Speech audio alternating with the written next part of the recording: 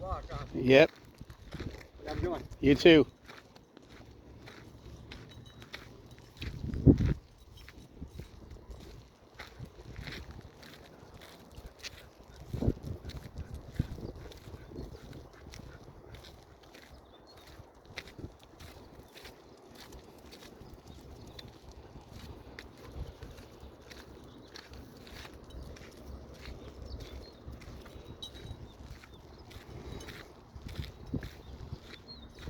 That's just once you enter the gate.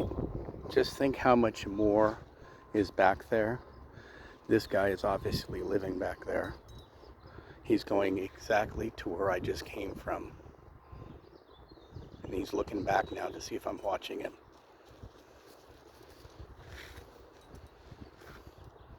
Yeah, he's going back into the area that I just came out from. Daisy, stop. You see? Stop, Daisy. You're jerking the camera. He's going up on the, he's going up, I'm mistaken, he's going back up on the levee.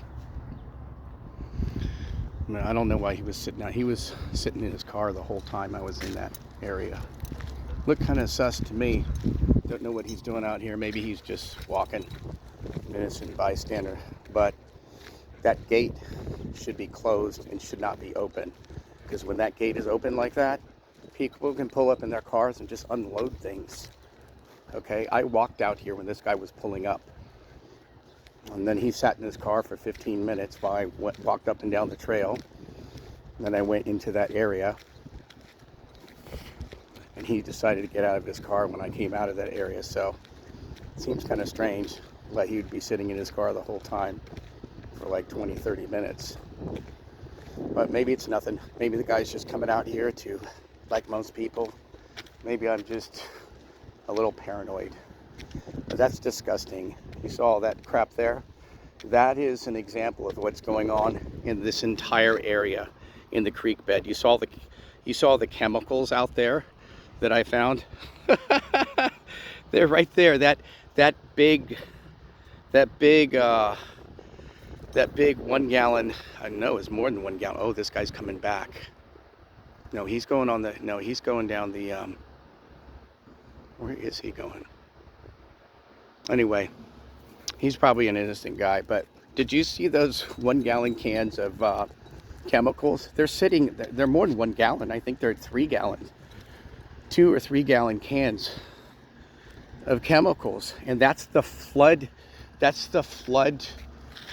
drain of they will open up a flood channel over here, okay, when it gets too much pressure, and release it and let water in this area. They do that all the time, and that's where that is, right there in where they release the water from the river. That's where that chemical can is standing, and then a whole bunch of other cans full of chemicals. God knows what they're making out there. And then they're all up and down this area. I was on the other side of the levee, which the Guytons own, the other day, and there's a lot of downed trees, which I think is stopping a lot of people from going back there, but there's people living back there too. I was just back there 2 days ago. So the sheriff needs to come over here and do his annual spring cleaning of all these people that are destroying this creek bed and the wildlife. The beavers are very sensitive to all this stuff. We've got live beavers. We have all these birds that are living back here. Deer drink from this area, coyotes, squirrels. There's all kinds of stuff out here. So yeah, this is the environment that they're destroying.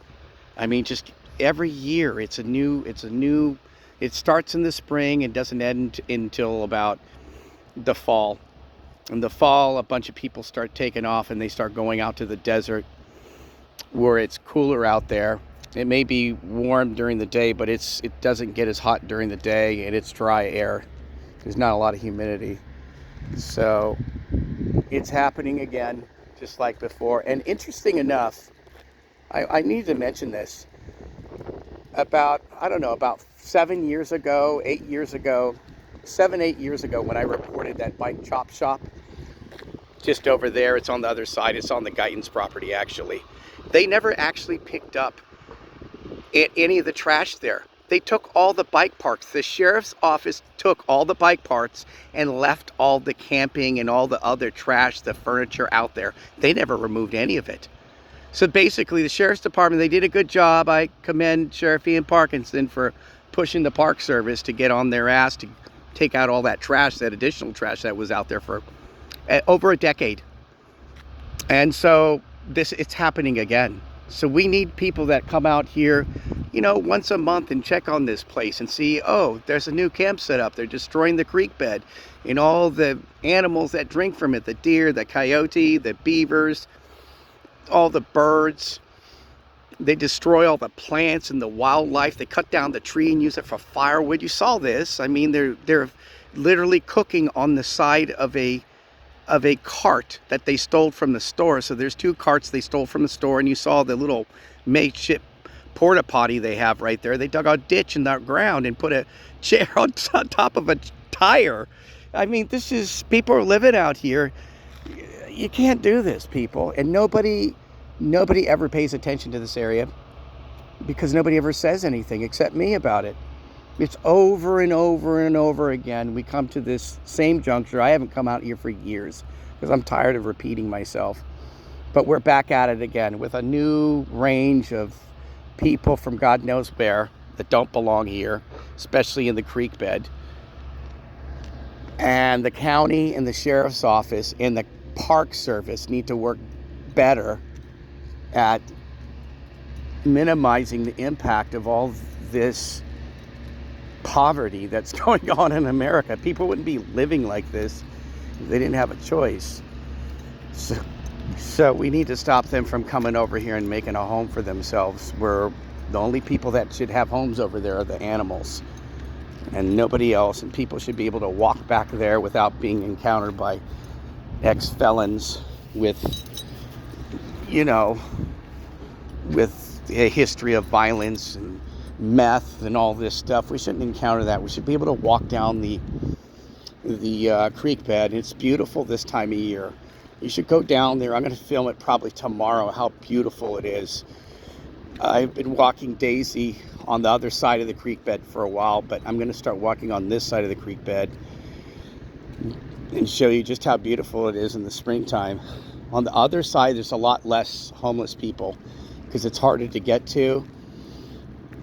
And these people basically rob from the people in Oceano and Grover Beach and AG and live in the creek bed. And it's also dangerous for them. There's a lot of poison ivy. There's a lot of diseases they can get, MRSA. It's pretty nasty. You don't want people living in there that don't know how to live outside, especially people on drugs, ex-felons. So there we are. There's our packing plant, Pismo Oceano Vegetable Exchange. This is where they pack all the vegetables from this valley over here that's rich soil. Arroyo Grande, Oceano, and Halcyon. You know, parts of the South County like Santa Maria, that area. So there you go. I'm gonna go now because I've been talking long enough. Go infantry or go home.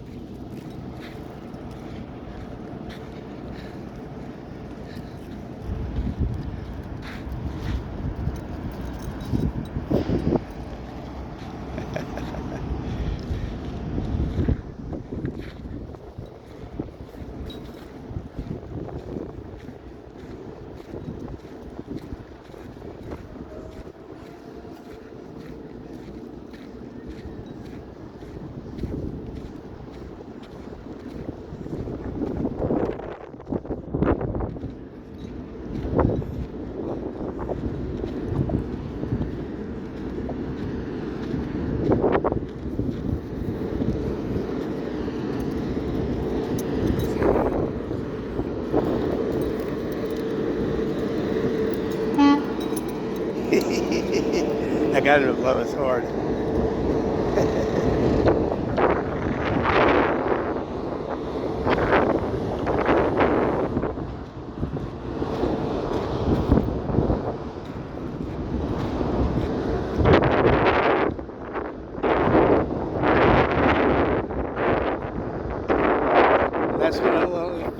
don't like about Oceano is the noise from that blower. There's another one, there's a generator in the back too, and they're very loud. I wish they could do something to lower the noise. It reverberates up against OCSD and the whole street up here along PCH. It's loud. You notice a difference at night time when they're not running it so loud. But, yep, this is Oceano.